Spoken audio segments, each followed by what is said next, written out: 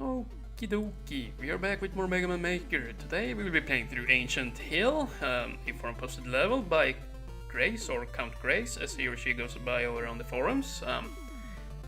Yeah, 16 plays and a score of neutral, and as you can see, I already played through it once. Basically, my commentary came out shitty, so I wanted to start over. I was being all quiet and move the cursor away. Yeah, so we have this one up here, a little secret. And yeah, so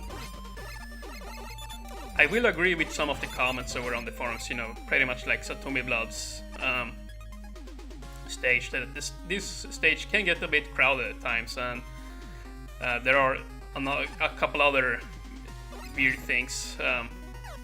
Like that map there is a little bit, in my opinion, a little bit too far up if you're playing this blind, you know, since I already knew that he was there, I could shoot him, but walking in there blind, you know, you're probably going to take a cheap hit from him there. So yeah, it had been nice if he was spaced away a little bit further, just a little bit. But yeah, overall I feel like the mines are a lot more difficult than the rest of the stage. The rest of the stage is rather, you know, on the easy side, and yeah, this here, let's see if we can make this jump.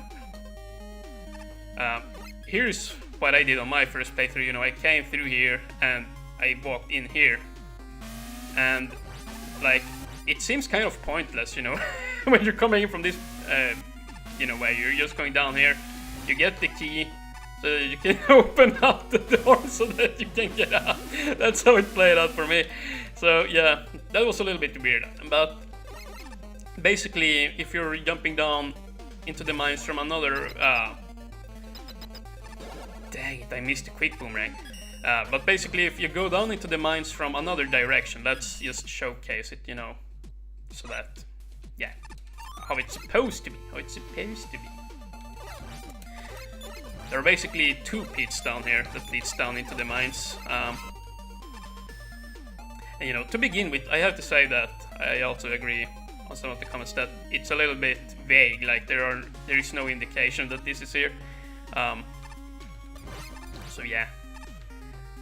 Okay, and yeah, this is how, you know, it is intended to be. Like you're just dumped down here, and now it makes all much more sense. I figured that out when I visited this place in the editor. So yeah, that is how it's supposed to look like. And now let's not miss the quick boomerang. Like seriously. Yeah, and I believe you miss quite a bit of the stage when you do that. So let's retry it again. I did notice that the quick boomerang is only the secondary weakness of the boss anyway, so yeah. We might as well just show off the whole stage, since we don't really need to go for that. I guess the E-tank is kind of there to, you know, like lure greedy players down into the mines. But yeah, yeah. That's probably what it's there for, you know, just to hypnotize you into falling down there. Alright, but on this path we get the super arrow, which is much more valuable than the quick boomerang in my opinion, so yeah, I'd much rather go the regular path anyway. Dang it, keep getting shot, and yeah. Here we have the grassy hills. Yeah, apparently CountGraze, you know, wanted to mimic grass and, you know, use the snake tiles here, and it's not the first time that I've seen it. It was fairly common usage of the snake tiles, you know, especially back, you know, in the old times. You know, half a year or so ago, when we didn't have grass tiles at all. People, you know, some people did use the snake tiles for grass. So yeah, it's not, you're not the only one. But yeah, at least now you know you have the grass tiles, so now you can, yeah, not whatever. Man, this commentary is crap. Oh, what the heck? Okay, maybe I shouldn't do that. There we go. Yeah. So, no, you know what? Here. Oh, yeah, and this here confused me a little bit too.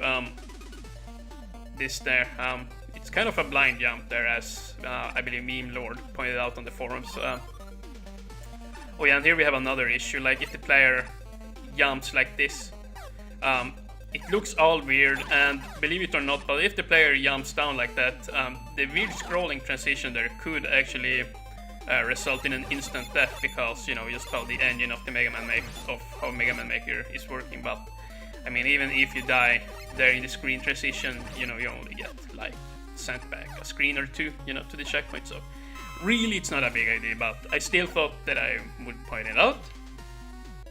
And now we're at the boss. And yeah, there is one way to really abuse this guy here. Like, if we just stand here, he can't do much. The boss room is, you know, pretty cool, but you know how he jumps perfectly, you know, on the mid platform there. It looks cool. But yeah, it's going to take some time to defeat this bastard, so yeah.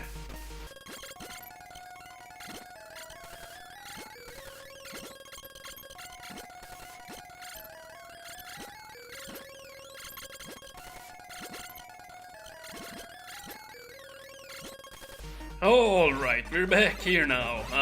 I decided to just cut some of this out because, yeah, it's dragging on for a whole long time, and I didn't know what to talk about during this fight here, since it kind of drags on for a long time if you're not using his weakness.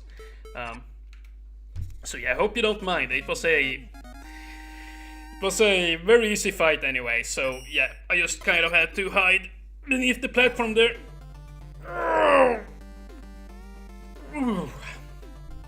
Okay, so yeah, let's give that one a thumbs up. I mean, for being Grace's first stage ever created, I thought that it was pretty well done. You know, it had more vertical and horizontal movement than a lot of other people stages, you know. So it's nice to see that you thought of that, so that it's not just one long corridor, you know, that you're walking through, which a lot of people's first levels ends up being. With that said, there are definitely issues with the stage, in particular with screen scrolling at some points, you know, and you know, it's a little bit unclear where to go and such. But yeah, we could just jump really quickly into the editor and check it over, so see you in a bit.